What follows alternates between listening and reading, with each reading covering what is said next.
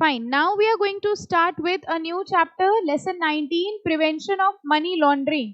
बड़ा इंटरेस्टिंग सा एक्ट है ये कैसा एक्ट है? What do we mean by laundering? Laundry word कहाँ सुना है? कपड़े धोना, बिल्कुल ठीक है. मनी लॉन्ड्रिंग मतलब क्या हुआ? पैसे धोना, ये भी बिल्कुल ठीक है. तो जब पैसे गंदे हो जाएं तो हाथ से या वॉशिंग मशीन में डाल के घुमा के धो के सुखा दो, है ना? That is what is known as money laundering. क्या मतलब हुआ बेसिकली मनी लॉन्ड्रिंग का? Conversion from black money to white money. दो प्रकार के मनी होते हैं, black money and white money. आपके पास इस टाइम जो पैसे पड़े होंगे 5, 10, 15 रुपए, है ना, वो पॉकेट मनी है. ओके ओके तो वो ब्लैक मनी हुआ कि व्हाइट मनी हुआ? ओहो, कॉन्फिडेंस देखो. White money. फिलहाल इस टाइम तो आपकी अर्निंग नहीं है, तो ब्लैक मनी व्हाइट मनी क्या, ठीक है. और घर वालों की इनकम पे हम कुछ कहेंगे नहीं अभी फिलहाल. तो आप जब अर्न करेंगे तब बात करेंगे ब्लैक मनी व्हाइट मनी की. So there are basically two types of money. Two type क्या, मनी तो एक ही होता है, बट अनअकाउंटेड मनी जो होता है जिसपे हमने टैक्स पे नहीं किया है, वो क्या होता है? Black money. जैसे हमने आपको बताया था, आपको याद होगा कि आप यहाँ आते हो और एक दिन हमने आपको किडनैप कर लिया, ठीक है. और किडनैप करने के बाद हमने आपके घर वालों से कहा कि भाई इनके लिए हमको 1 लाख रुपए दे दीजिए, इससे ज्यादा नहीं देंगे. वो लोग कम ही रखा अमाउंट, हमने 1 ही लाख मांगा. हमने कहा इससे ज्यादा तो देंगे नहीं, वो कहेंगे रहने दो. तो हमने 1 लाख रुपए उनसे मांगा, उन्होंने हमको 1 लाख रुपए दे दिया, हमने आपको वापस कर दिया. अब ये 1 लाख रुपए पे हम क्या करेंगे? अपने टैक्स के रेट के हिसाब से गवर्नमेंट को टैक्स दे देंगे, है ना. उनसे कहेंगे देखो दिस इज माय इनकम, ठीक है. ऐसे हम किडनैपिंग वगैरह करते रहते हैं, इनकम कमाते रहते हैं. हमने ये भी डिसाइड किया था ना, इनकम फ्रॉम अदर सोर्स या किसी, हम लोग अपने रिटर्न फाइल में दिखा दें. ये पैसा जो हमने इलीगल सोर्सेस से कमाया है, इस पे अकाउंटेबिलिटी नहीं होती और इस पे हम टैक्स का पेमेंट नहीं करते हैं. और ऐसे पैसे को जो इलीगल तरीकों से कमाया गया है, उसी को क्या कहा जाता है? Black money. अब ब्लैक मनी हमने कमा तो लिया, बहुत ध्यान से समझिएगा, ब्लैक मनी कमा तो लिया. ब्लैक मनी कमाना आसान है लेकिन उसको खर्च करना मुश्किल है, क्योंकि हमारी कंट्री में हर चीज पे खर्चा करने के पहले सोर्स ऑफ इनकम पूछा जाता है. अगर आप कोई प्रॉपर्टी खरीदने जाएंगे ब्लैक मनी के पैसे से, तो सबसे पहले यही पूछा जाएगा भाई ये पैसा कहां से आया. इवन अगर आप बहुत सारा ब्लैक मनी अपने बैंक अकाउंट में भी जमा करा देंगे तो भी आपके ऊपर नोटिस आ जाएगी कि भाई ये पैसा आप कहां से अर्न कर रहे हैं. आपको लगता है कि आपके बैंक अकाउंट में आपने जो पैसा रखा है वो आपके अलावा किसी को नहीं पता. सच्चाई ये है, सबको पता होता है. आपके बैंक अकाउंट में जो पैसा है, सारे government department, income tax department, bank authority, सबको पता है कि आपके अकाउंट में कितना पैसा है. सो इसलिए whatever money you are putting in the bank account is always accountable. तो हमने ये 2 नंबर का पैसा कमा तो लिया, अब इस 2 नंबर के पैसे को खर्च कैसे किया जाए. जो लोग छोटी अमाउंट में 2 नंबर का पैसा अर्न करते हैं, छोटी अमाउंट मतलब कम कम अमाउंट ऑफ ब्लैक मनी अगर वो अर्न करते हैं, तो वो उसको खर्चा करते हैं जनरली शॉपिंग में, कैश शॉपिंग में, ठीक है. आप देखिए जब शॉपिंग होती है तो कुछ लोग कैश देना प्रेफर करते हैं, ठीक है. कुछ लोग कार्ड के थ्रू पेमेंट करते हैं. अब जो कार्ड के थ्रू पेमेंट कर रहे हैं ऑब्वियसली वो 2 नंबर नहीं है, वो तो सीधे बैंक अकाउंट से जा रहे हैं. लेकिन कैश के थ्रू भी पेमेंट किया जाता है. ऐसा भी जरूरी नहीं है कि जितने लोग कैश में पेमेंट कर रहे हैं वो सब ब्लैक मनी है. ऐसा भी नहीं है कि जिसने जिसने कैश दिया वहीं चिल्लाने लगे. आप वो बताशे खाने गए, किसी ने 10 रुपए कैश दिया, वहीं चिल्लाने लगे ये तुम्हारा ब्लैक मनी वाला पैसा है. और आपने अपना कार्ड निकाला, ये लो 10 रुपए स्वाइप कर लो, है ना. तो obviously it's not, but generally these are the ways of spending your black money because that is not accountable. आप गए, आप ज्वेलरी खरीद के ले आए, ठीक है. So basically black money earn कर लिया, लेकिन ब्लैक मनी को खर्च कैसे करें? खर्च करने के लिए हमें उसको किस में कन्वर्ट करना पड़ेगा? White money. अगर हम चाहते हैं कि हम उसको प्रॉपर खर्च करें और हमारे ऊपर गवर्नमेंट अथॉरिटीज क्वेश्चन ना करें, तो हमें उस ब्लैक मनी को कन्वर्ट करना पड़ता है किसमें? व्हाइट मनी में.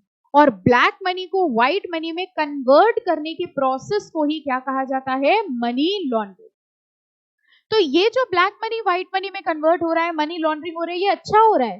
हाँ मैम अच्छी बात थी, ब्लैक मनी था बढ़िया, उसको व्हाइट कर दिया, अच्छा हुआ. ये अच्छा नहीं हुआ, क्योंकि जब वो ब्लैक मनी था तो आपने उस पैसे पर गवर्नमेंट को टैक्स नहीं दिया. और अब आप उस पैसे को यूज करना चाह रहे हैं। That is why money laundering को रोकने के लिए एक एक्ट बनाया गया जिसको क्या कहा जाता है, प्रिवेंशन ऑफ मनी लॉन्ड्रिंग। तो कुल मिला के करा क्या जाता है, ये जितना भी ब्लैक मनी होता है, इस ब्लैक मनी को कोशिश करते हैं लोग इंडिया से बाहर अलग अलग जगह पर भेजने की, क्योंकि एक बार हमने वो पैसा इंडिया के बाहर भेज दिया, अब इंडिया के ऑफिसर्स की अकाउंटेबिलिटी खत्म। आप सोच के देखिए, अगर इंडिया में हमारे पास ब्लैक मनी है, जब तक वो इंडिया में है तब तक डिपार्टमेंट हमारे ऊपर चेकिंग कर सकता है, अटैचमेंट कर सकता है, सब कुछ कर सकता है। लेकिन एक बार वो पैसा हमने इंडिया के बाहर निकाल दिया, अब इंडिया की ज्यूरिसडिक्शन वहां पर खत्म।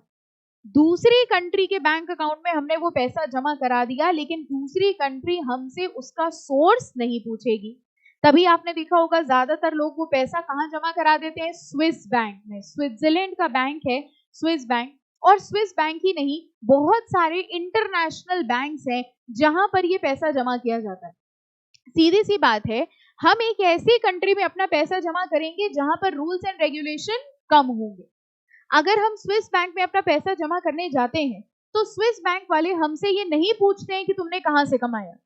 हमारी कंट्री में अगर हम अपने बैंक में कोई पैसा जमा करने जाएंगे तो बैंक हमसे क्वेश्चन पूछेगा कि from where have you got these funds. इसलिए लोग ये सोचते हैं कि अपने पैसे को जनरली कहां भेज दिया जाए, सोर्स से दूर कर दिया जाए, और फिर धीरे से उस पैसे को वापस इंडिया में इंट्रोड्यूस किया जाए। ये तरीका होता है ब्लैक मनी का। तभी देखिए, जितने लोगों का पैसा स्विस बैंक या ओवर द वर्ल्ड अलग अलग बैंकों में जमा है, कहीं ना कहीं उसमें ज्यादातर पैसा जो होता है वो कौन सा होता है, ब्लैक मनी का। और इसको रोकने के लिए ये चैप्टर क्यों बनाया गया है, आपको सिखाने के लिए कि मनी लॉन्ड्रिंग कैसे होती है। इससे आप ये सीख जाएंगे कि अच्छा, ब्लैक मनी को व्हाइट मनी में ऐसे कन्वर्ट किया जाता है, यही काम करने लगेंगे। सीएस पता नहीं बने ना बने, एक दुकान खोल लेना, यहाँ बड़ा बोल्ड लगवा लेना, यहाँ ब्लैक मनी को व्हाइट मनी में कन्वर्ट किया जाता है ना। तो ये चैप्टर आपको इसलिए पढ़ाया जा रहा है क्योंकि प्रिवेंशन करना है हमें मनी लॉन्ड्रिंग का, और मनी लॉन्ड्रिंग को रोकने के लिए हमारी कंट्री में भी एक्ट बना दिया गया, लॉ बना दिया गया, जिसका नाम क्या रखा गया, prevention of money laundering. Although सबसे पहले इस चैप्टर में भी हम लोग सीखेंगे यही कि मनी लॉन्ड्रिंग होता क्या है, कैसे किया जाता है, ठीक है। फिर ये सीखेंगे कि कैसे रोका जाता है। आपके लिए ज्यादा इंपॉर्टेंट क्या है, कैसे किया जाता है कि कैसे रोका जाता है? दिल की आवाजें अलग आ रही हैं, है ना, और जो लिखा है वो अलग है। चलो, anyways, money laundering is the processing of criminal proceeds. What do we mean by criminal proceeds? Criminal proceeds means गलत काम करके कमाया हुआ पैसा। Money laundering is the processing of criminal proceeds to disguise its illegal origin. Disguise मतलब छिपाना, illegal origin, कहां से ओरिजिनेट हुआ है वो इलीगल पैसा, इसको छुपाने के प्रोसेस को कहा जाता है मनी लॉन्ड्रिंग। टेररिज्म, देखिए इन सब चीजों से आता है इलीगल पैसा। Terrorism, illegal arms sales, arm sale समझ गए, हथियारों को खरीदा बेचा जाता है। Terrorism, illegal arm sale, financial crime, smuggling and the activities of organised crime including drug trafficking and prostitution ring generate huge sum. Embezzlement, insider trading, bribery, computer fraud also produce large profit and create an incentive to legitimize the ill-gotten gains through money laundering. कह रहे हैं जितने भी गलत गलत काम हैं, इन सारे, जैसे आजकल आप देखिए सबसे ज्यादा साइबर क्राइम चल रहा है।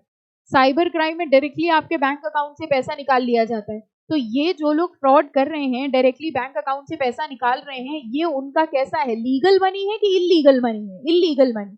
उनके पास कोई सोर्स थोड़ी ना है। वो सोर्स क्या बताएंगे कि कुछ नहीं, 4 लोगों का बैंक अकाउंट लूट लिया था, ये थोड़ी सोर्स बताएं।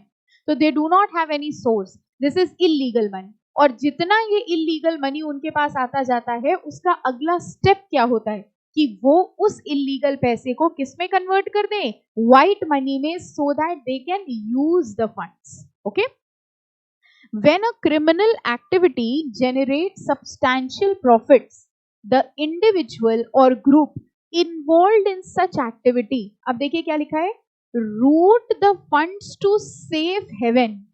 route the funds, उस पैसे को ऐसी जगह ले जाते हैं जहां वो सेफ हो। हमने इंडिया में ब्लैक मनी कमाया और उस ब्लैक मनी को हम ऐसी जगह लेके जाना चाहते हैं जहां वो सेफ हो। बताओ कहां लेके जाएं?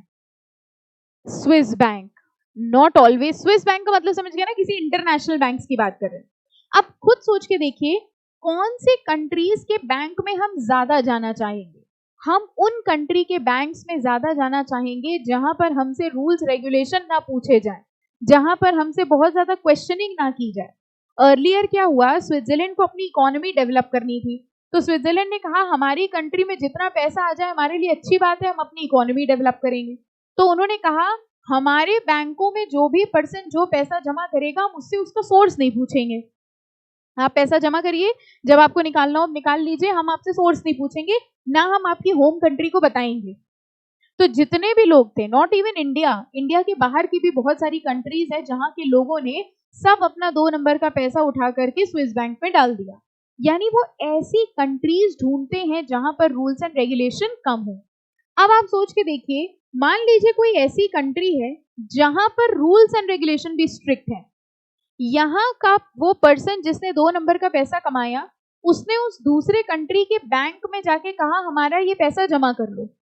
उस कंट्री के बैंक ने सबसे पहले ये पूछा कि हमको सोर्स बताओ। दूसरी चीज, उसने सबसे पहले इंडिया की अथॉरिटीज को इन्फॉर्म कर दिया कि आपके सच एंड सच पर्सन ने इतना इतना पैसा यहाँ जमा करना चाह रहा है, क्या आपके पास इसकी अकाउंटेबिलिटी है कि नहीं? बताइए, अगर दुनिया के सारे बैंक इतने स्ट्रिक्ट हो जाएं तो मनी लॉन्ड्रिंग हो पाएगा कि नहीं हो पाएगा? नहीं हो पाएगा। मनी लॉन्ड्रिंग कब होगा? हमने यहां से पैसा दूसरे बैंक में जमा किया, दूसरा बैंक ने उसको किसी को नहीं बताया, ये मनी लॉन्ड्रिंग हुई। लेकिन अगर हमने यहां से पैसा निकाला, हमने दूसरे बैंक में जमा किया और दूसरे बैंक ने इंडिया को इंफॉर्मेशन दे दी कि भाई आपके सच एंड सच पर्सन इतना इतना पैसा यहाँ जमा करने वाले हैं, क्या आपकी अकाउंटेबिलिटी है इस पैसे की? आपको पता है ये पैसा जमा हो रहा है? अगर हर बैंक इतना स्ट्रिक्ट हो जाए तो मनी लॉन्ड्रिंग को रोका जा सकता है। लेकिन हर बैंक को यानी हर कंट्री को स्ट्रिक्ट करना इंडिया के बस में नहीं। इंडिया तो अपने लिए लॉ बना सकता है ना, इंडिया ये लॉ कैसे बना सकता है कि हर कंट्री ये रूल फॉलो करे? तो इसीलिए मनी लॉन्ड्रिंग हो रही है, क्योंकि हर कंट्री के रूल्स एंड रेगुलेशंस अलग हैं। कहीं पर रूल्स एंड रेगुलेशन बहुत स्ट्रिक्ट हैं और कहीं पर लीनियंट है। जहां पर रूल्स एंड रेगुलेशंस लीनियंट है, उन्हीं कंट्रीज को यूज किया जाता है मनी लॉन्ड्रिंग करने के लिए। Okay, so this is an international phenomena. आगे देखिए लिखा है, route the funds to safe haven by disguising the source, changing the form और moving the funds to a place where they are less likely to attract attention. उस पैसे को ऐसी जगहों में भेजा जाता है, ऐसी कंट्रीज में भेजा जाता है जहां पर लोगों की नजर उस पैसे पे ना पड़े।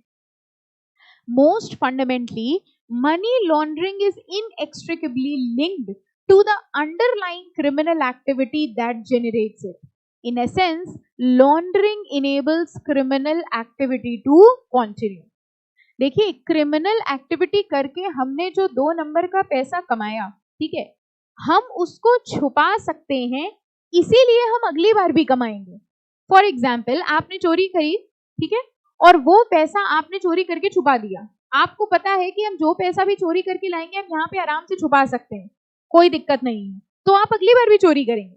लेकिन अगर आपने चोरी करी और आपके पास छुपाने की कोई जगह नहीं है, यानी आपने चोरी करी और आपके वो फंड पकड़ लिए गए, अब आप अगली बार चोरी नहीं करेंगे।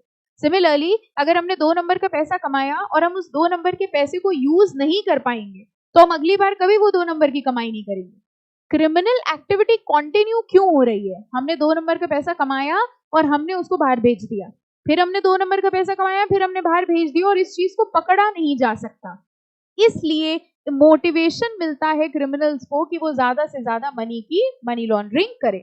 ओके, अब प्रोसेस देखो, स्टेप बाय स्टेप 3 प्रोसेस होते हैं। सबसे पहले प्लेसमेंट, फिर लेयरिंग, फिर इंटीग्रेशन।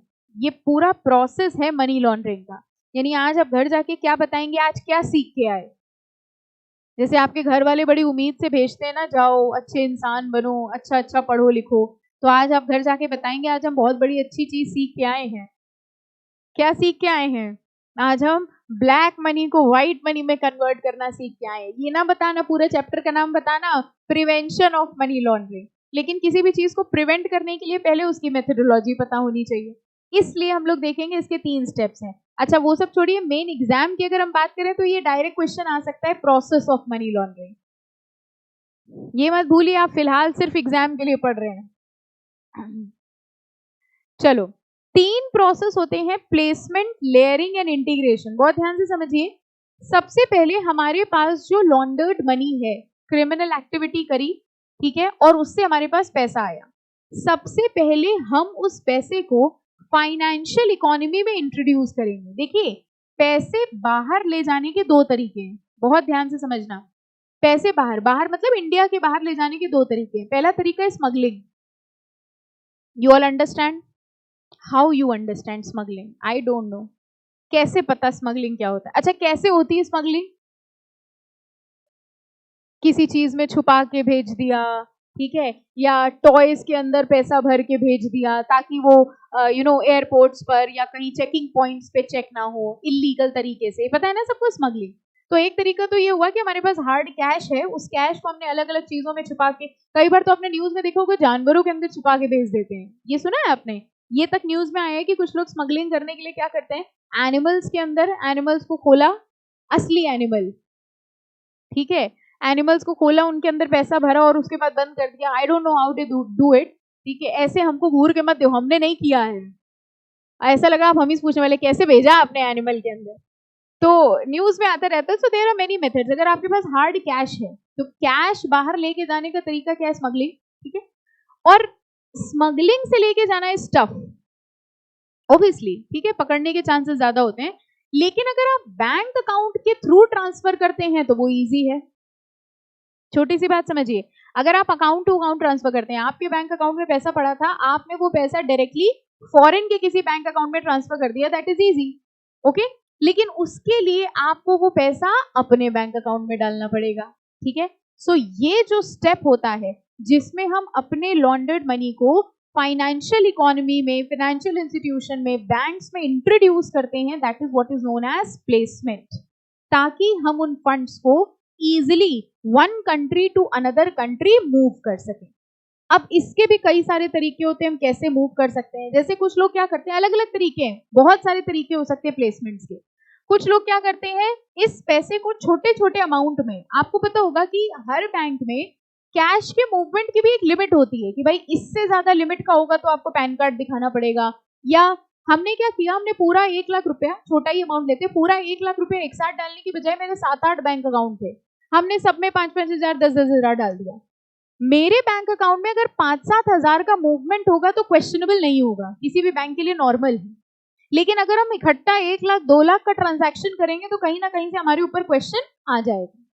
तो एक तरीका ये हुआ कि बजाय इसके कि पूरा का पूरा पैसा हमने एक बार में ट्रांसफर कर दिया, हमने अलग अलग बैंक अकाउंट खुलवा लिए, कुछ अपने घर वालों के, कुछ अपने रिश्तेदारों के, कुछ अपने फ्रेंड्स के, कुछ अननोन लोगों के, ठीक है। हमने उनसे कहा कि भाई हम, ये आपने अगर कोई मूवीज देखी हो तो उसमें भी आपने देखा होगा, हमने कहा कि भाई आपके अकाउंट में, आपने अपना अकाउंट खुलवाया, हम आपको नहीं जानते, ठीक है, हमने कहा हम तुम्हारे अकाउंट में 50,000 रुपए डालेंगे और फिर तुम्हारे अकाउंट से वो 50,000 रुपए ट्रांसफर हो जाएगा, तुम्हें कुछ नहीं करना है, इस काम के लिए हम तुमको 2,000 रुपए अलग से दे देंगे।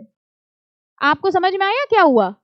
हमने आपसे कहा आपका बैंक अकाउंट, मान लीजिए आपका बैंक अकाउंट है, ठीक है, और हमारे पास सबसे इंपॉर्टेंट वर्ड इसमें मान लीजिए था। अब सुनना पूरी, आपका बैंक अकाउंट है और मेरे पास ब्लैक मनी है, ठीक है। अब हमको ये पैसा बैंक अकाउंट के थ्रू कहीं ट्रांसफर करवाना था क्योंकि हम स्मगलिंग नहीं कर पाएंगे, ठीक है। पहला ऑप्शन ये हो, हम अपने बैंक अकाउंट में डालते, अगर हम अपने बैंक अकाउंट में डालेंगे तो ट्रेसेबल हो जाएगा, ठीक है। तो हमने क्या किया, हमने आप जैसे 10 बच्चे ढूंढे, हमने आप 10 बच्चों से कहा तुम सबका बैंक अकाउंट है, आपने कहा हाँ है, हमने कहा देखो हम तुम लोग के अकाउंट में इतना इतना पैसा डाल रहे हैं, ठीक है, और फिर तुम्हारे अकाउंट से वो पैसा एक दूसरे अकाउंट में ट्रांसफर हो जाएगा, ठीक है, आपको कुछ भी नहीं करना, बल्कि इसके लिए हम तुमको 2,000 रुपए दे देंगे। आप सोचेंगे बढ़िया, हमको कुछ करना भी नहीं है, 2,000 रुपए फ्री फंड के मिल रहे हैं।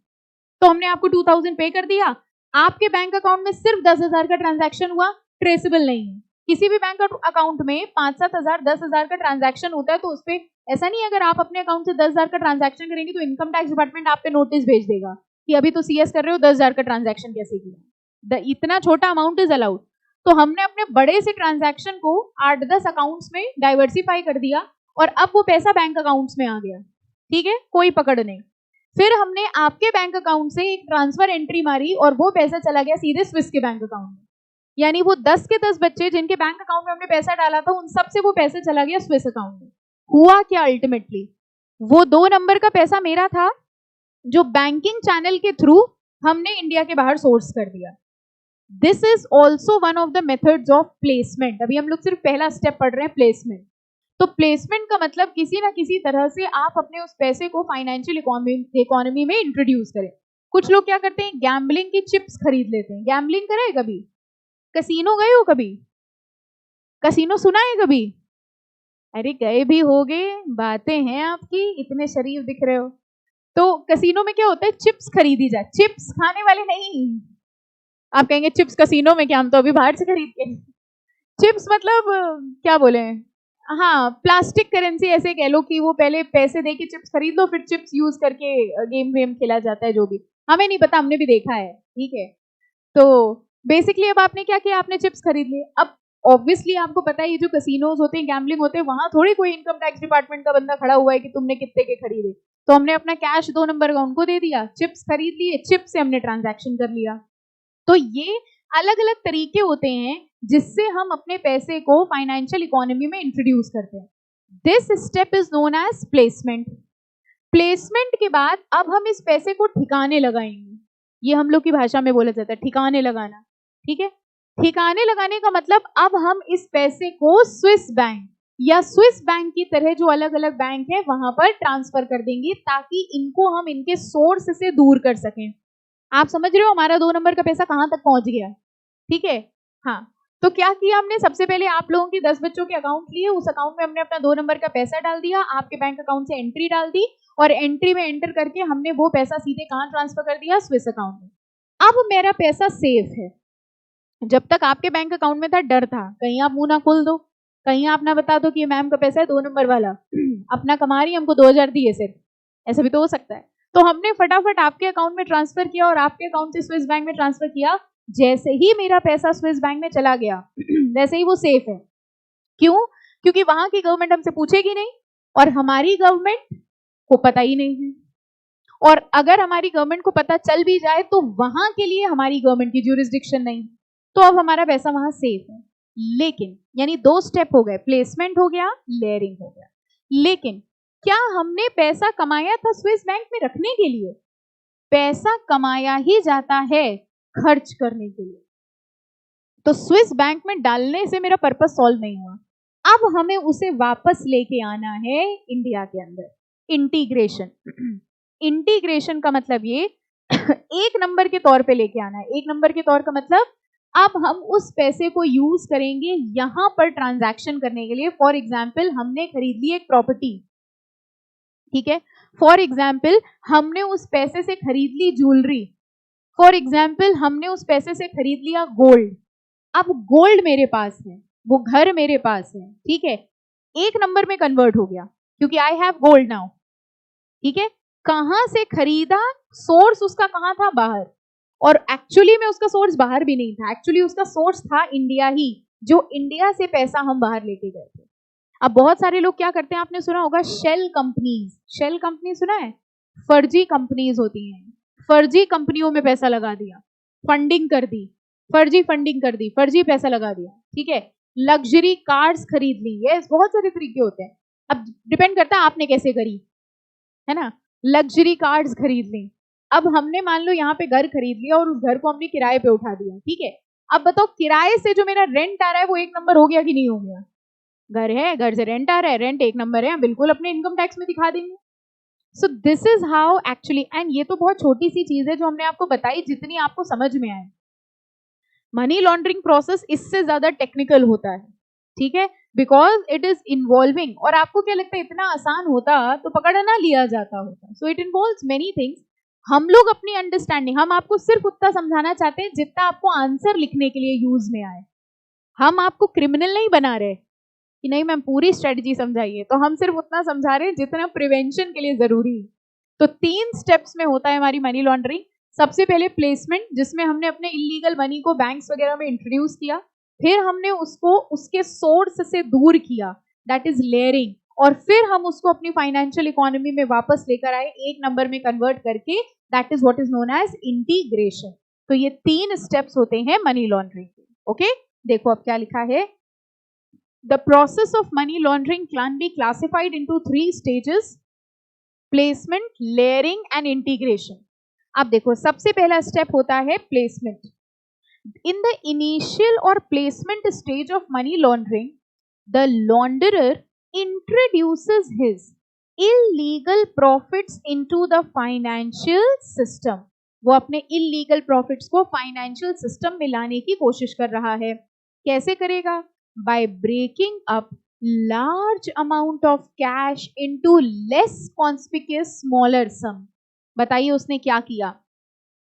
उसने बड़े अमाउंट को छोटे छोटे अमाउंट्स में डिवाइड कर दिया। Sums that are then deposited directly into the bank account. ठीक है, हमने बड़े से सम को छोटे छोटे पार्ट्स में डिवाइड कर दिया और डायरेक्टली बैंक अकाउंट में जमा करा दिया। और by purchasing a series of instruments that are later collected and deposited into accounts at another location. तो सबसे पहले स्टेप में प्लेसमेंट में हमने अपने उस इलीगल मनी को अपनी इकोनॉमी में, अपने बैंकिंग सिस्टम में इंट्रोड्यूस कराने की कोशिश करी, ताकि वहां से हम उनको दूर भेज सकें, सोर्स से दूर भेज सकें। अब देखो सेकेंड स्टेप क्या हुआ। After the funds enter into financial system, layering takes place. In this stage launderer engages in a series of conversion or movement of funds to distance them from their source. Distance them from their source का मतलब क्या हुआ? जहां से वो originate हुए वहां से हमने दूर कर दिया। ओरिजिनेट इंडिया में हुए थे लेकिन हम ले गए उनको स्विस बैंक में। The funds might be channeled through purchase and sale of investment instrument, or launderer might simply wire the funds through a series of accounts at various banks across the globe. तो world के अलग अलग बैंकों में हमने वो पैसा transfer कर दिया। पैसा ट्रांसफर करने के बाद अब तीसरा स्टेप क्या आएगा? Integration. After successful processing of criminal profits through the first two phases of money laundering, the launderer moves them to integration. In this stage, the funds re-enter the legitimate economy. What is legitimate economy? Legal economy, जो legal एक number की market है उसमें enter करेगा। कैसे enter करेगा? Launderer might choose to invest the funds into real estate, luxury asset, business ventures etcetera.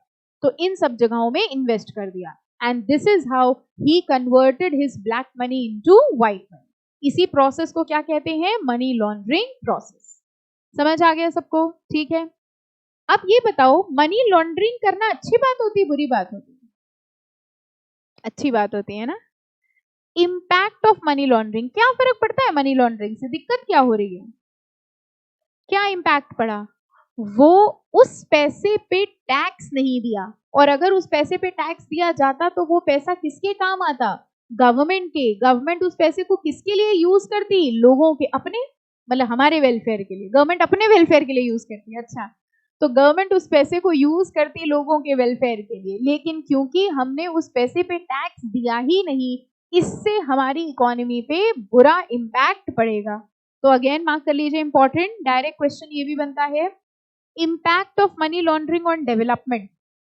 Economies with, जरा ये लाइन देखिएगा, मतलब बताइएगा, इकोनॉमीज विद ग्रोइंग और developing financial centre but inadequate control are particularly vulnerable to money laundering.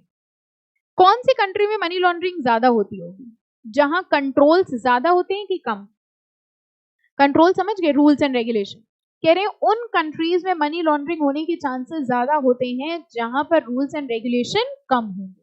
So economies with growing और developing financial centre but inadequate control are particularly vulnerable to money laundering as against established financial center country which implement comprehensive anti-money laundering regime.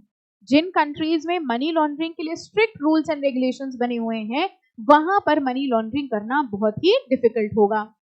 The gaps in national anti money laundering protecting system are exploited by the launderer. अब देखिए money लॉन्डरर क्या करते हैं, पहले देखिए एक बात समझिएगा।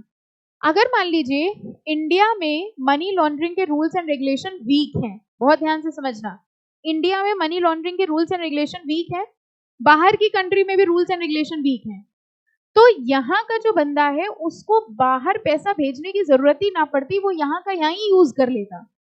वो इंडिया में पैसा क्यों नहीं रख सकता है? क्योंकि इंडिया में रूल्स एंड रेगुलेशन स्ट्रिक्ट है। अगर सोचिए इंडिया में ही ना कोई पूछता, आपके बैंक अकाउंट में आप कितना भी पैसा जमा कर लो कोई नहीं पूछेगा, तो आपको क्या लगता है उसको पैसा बाहर भेजने की जरूरत पड़ती? नो, वो सीधे क्राइम करता, पैसा लेता और जाके सीधे सीधे बैंक अकाउंट में लगा देता।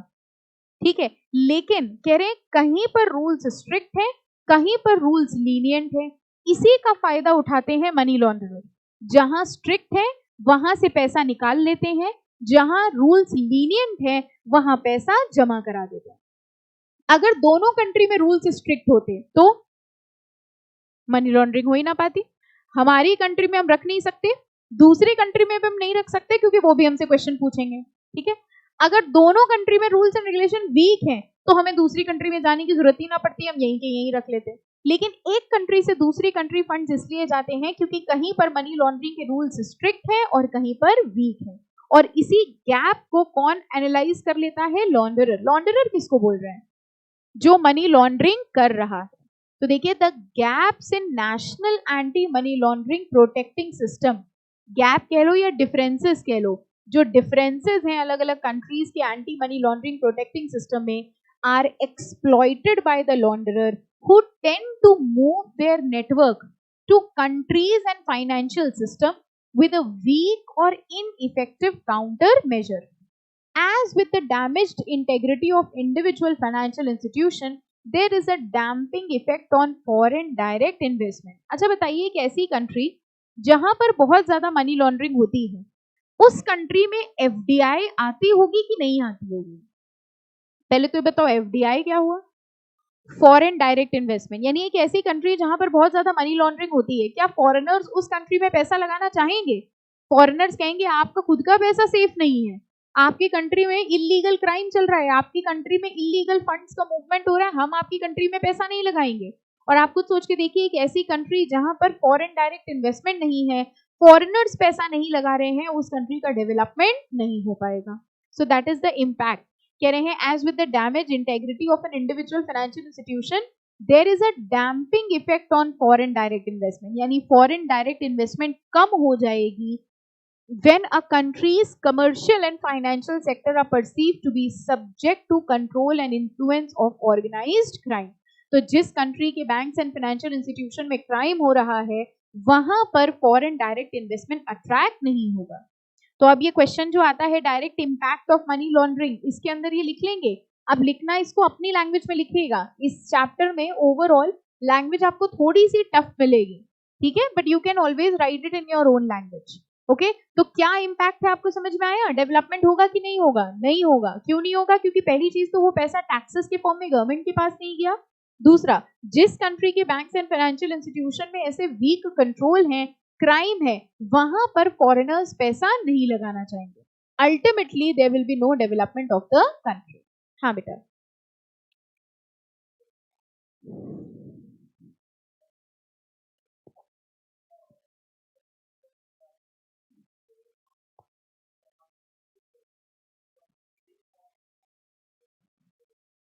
ओके तो फिलहाल जो हमसे पूछा गया वो एक डाउट नहीं है, वो एक मनी लॉन्ड्रिंग का तरीका है।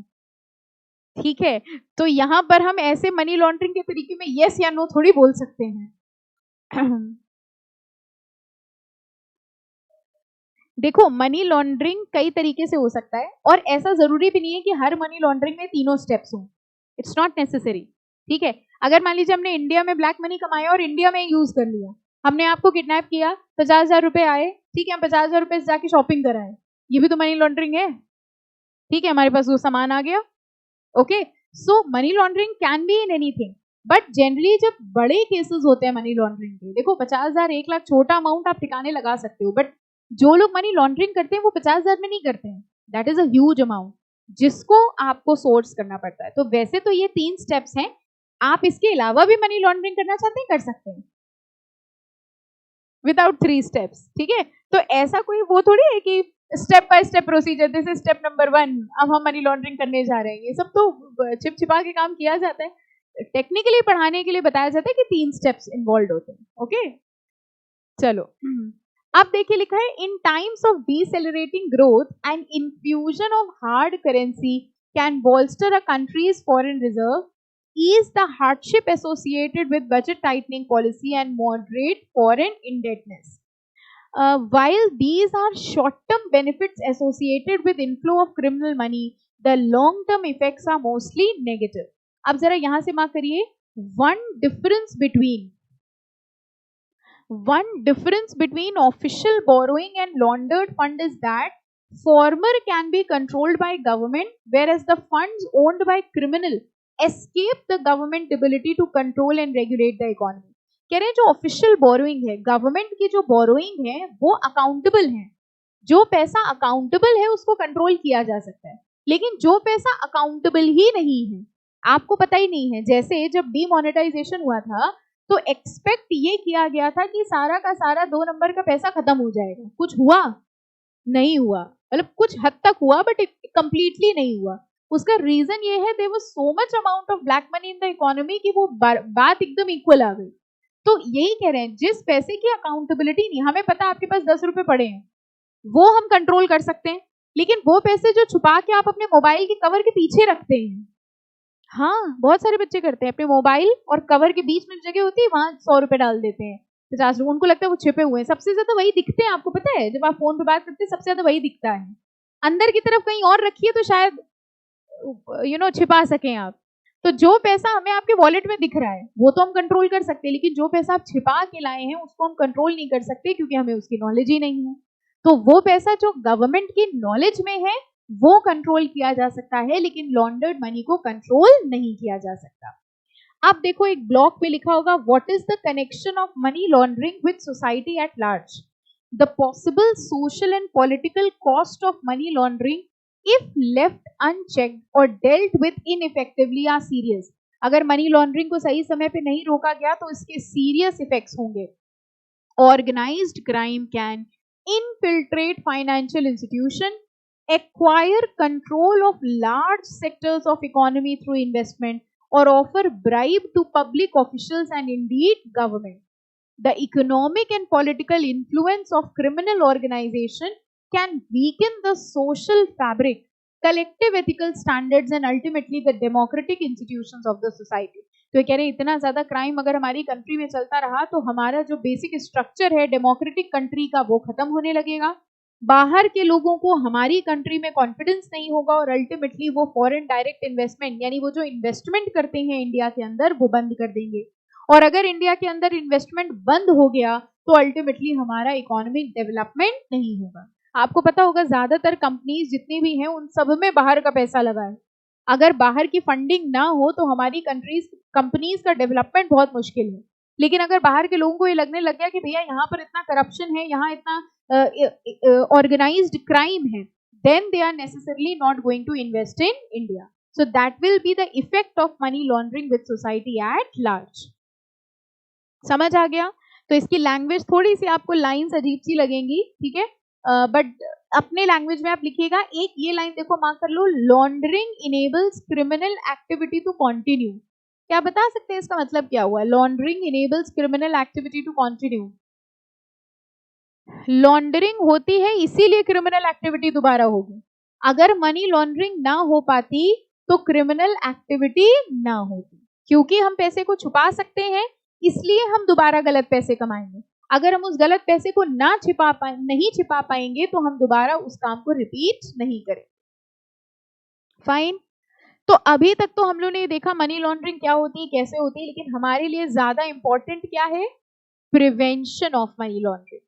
अब देखिए मनी लॉन्ड्रिंग को रोकना ये नेशनल फिनोमेना है कि इंटरनेशनल फिनोमेना? कोई एक कंट्री अगर बहुत स्ट्रिक्ट रूल्स एंड रेगुलेशंस बना ले तो क्या मनी लॉन्ड्रिंग रोक सकती है?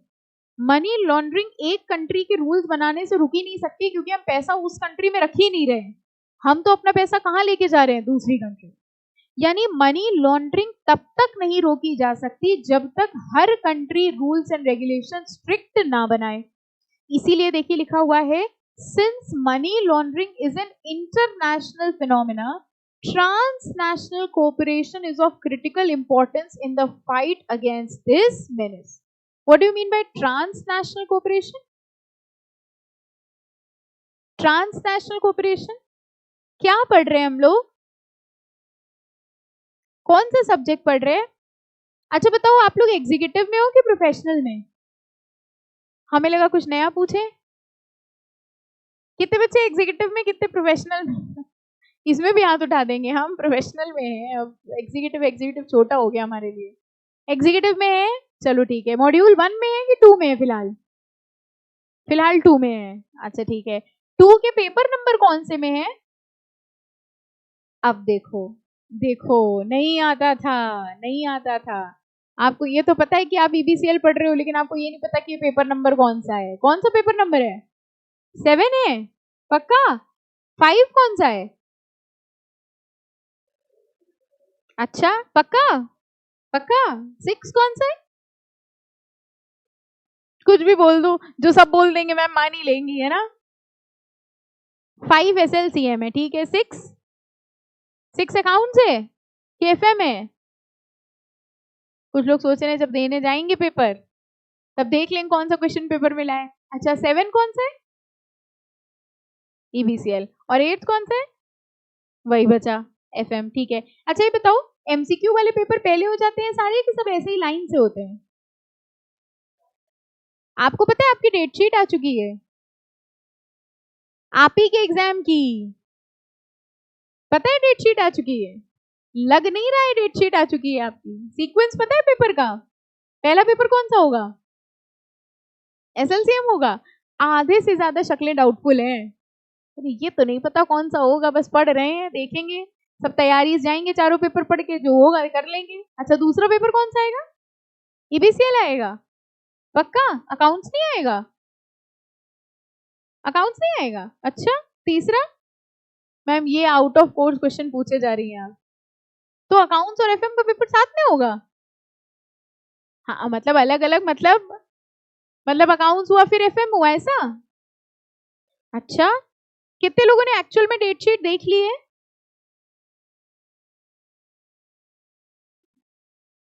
ये जो हाथ उठाए इन्होंने भी पता है क्या किया है? पढ़ी नहीं है, देख ली है। There is a difference between date sheet देखना और डेट शीट पढ़ना। डेट शीट आ गई है, देख ली मतलब समझ गए, ये है डेट शीट बस। है ना? इसीलिए आपका इंस्टीट्यूट डेट शीट इतने पहले रिलीज कर देता है और आप ढूंढते ही नहीं। आपने कहा ठीक है देखा जाएगा, हम कौन सा भी सीरियस हैं। जब हम सीरियस होंगे तब देखेंगे। ठीक है, तो चलो ये डिसाइड हो गया कि हम लोग मॉड्यूल 2 में, सबसे पहले ये डिसाइड हो गया एग्जीक्यूटिव में अभी फिलहाल, और मॉड्यूल 2 में है, और ईबीसीएल में है, और ईबीसीएल का पेपर नंबर 7 बता दिया। ठीक है, ईबीसीएल का full form economic business commercial law. अच्छा ठीक है, ये आप जो ये पढ़ रहे हो मनी लॉन्ड्रिंग, ये कौन से वाले लॉ के अंदर है? इकोनॉमिक बिजनेस की कमर्शियल? आपके सब्जेक्ट के बारे में सोचो, कितनी चीजें हैं जो आपको नहीं पता। इंडेक्स में जाइए जरा, रोबोट्स की तरह पढ़ते हैं आप लोग, जो पढ़ा दो हमको।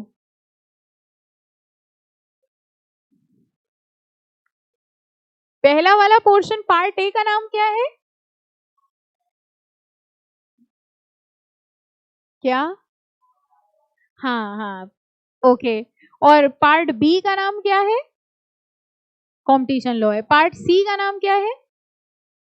Business and commercial law. इसमें से जो एंटी मनी लॉन्ड्रिंग है उसके अंदर 2 पार्ट्स हैं, जरा उसकी हेडिंग देखो क्या है? Anti corruption laws. Anti corruption law के अंदर आपने 2 चैप्टर पढ़ेंगे या पढ़े हैं, कौन कौन से? बेनामी and prevention of money laundering.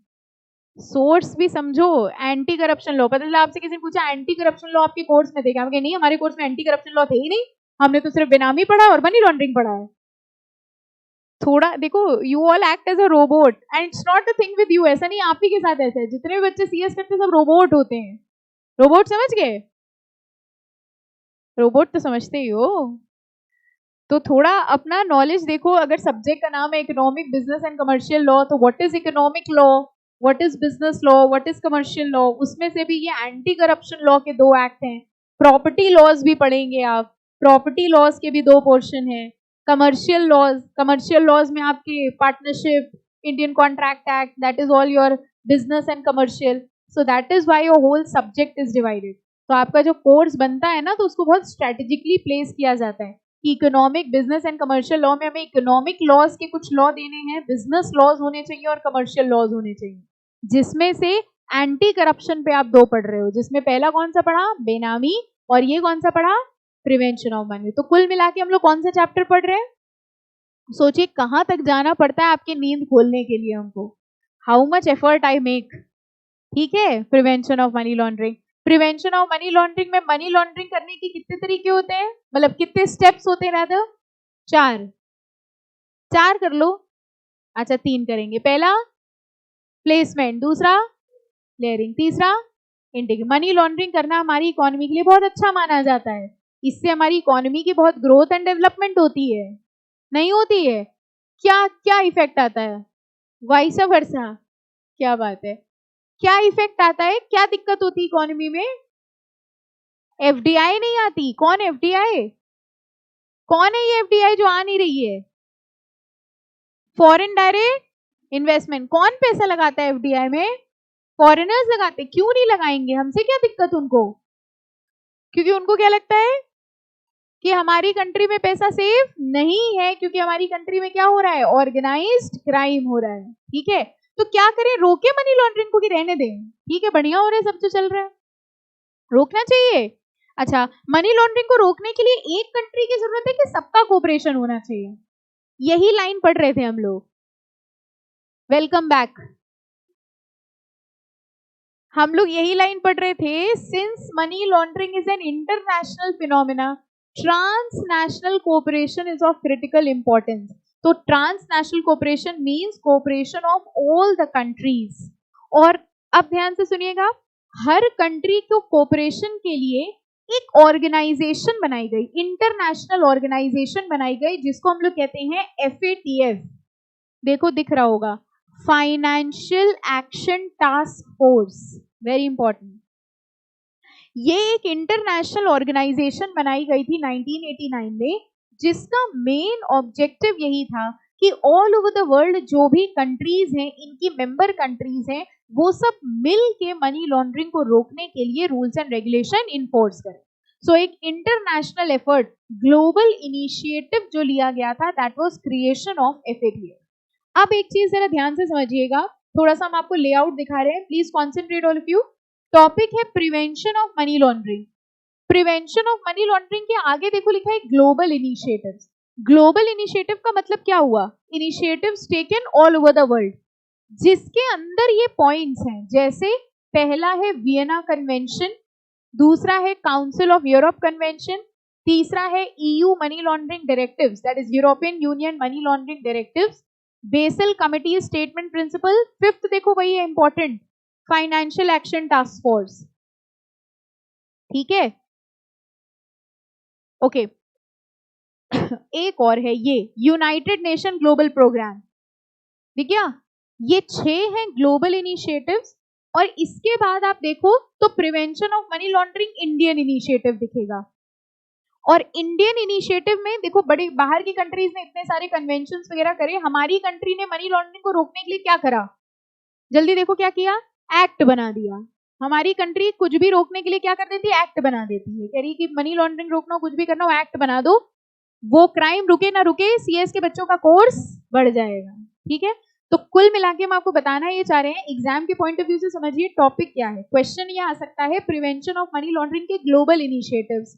Global initiatives के अंदर वो 6 पॉइंट्स हैं। कन्वेंशन का मतलब समझते हो, अग्रीमेंट्स, यानी अलग अलग कंट्रीज ने मिलकर ट्रीटी साइन करी, अलग अलग कंट्रीज ने मिलकर मीटिंग करी कि भाई हम लोग मनी लॉन्ड्रिंग को रोकेंगे। तो वो 6 पॉइंट्स जो हैं इन्वॉल्विंग FATF, ध्यान से सुन लीजिए सब लोग, वो 6 points involving FATF is global initiative and Indian initiative is passing of prevention of money laundering act. 3 questions बन रहे हैं, एक ये what are the global initiative, जिसमें वो 6 पॉइंट्स आएंगे, दूसरा short note on FATF, FATF अपने आप में अकेले भी आ सकता है। और तीसरा, what are the various initiatives for control of money laundering. बताओ ये आएगा तो क्या लिखोगे? दोनों, ग्लोबल प्लस इंडियन। ठीक है, फाइन। तो ग्लोबल वाले में हम लोग बस थोड़ा बहुत ही पढ़ेंगे, ज्यादा नहीं पढ़ेंगे। मेन इंडियन इनिशिएटिव एक्ट पढ़ना है, बट ये हम लोग नेक्स्ट लेक्चर पे स्टार्ट करेंगे। ठीक है, चलिए, थैंक यू।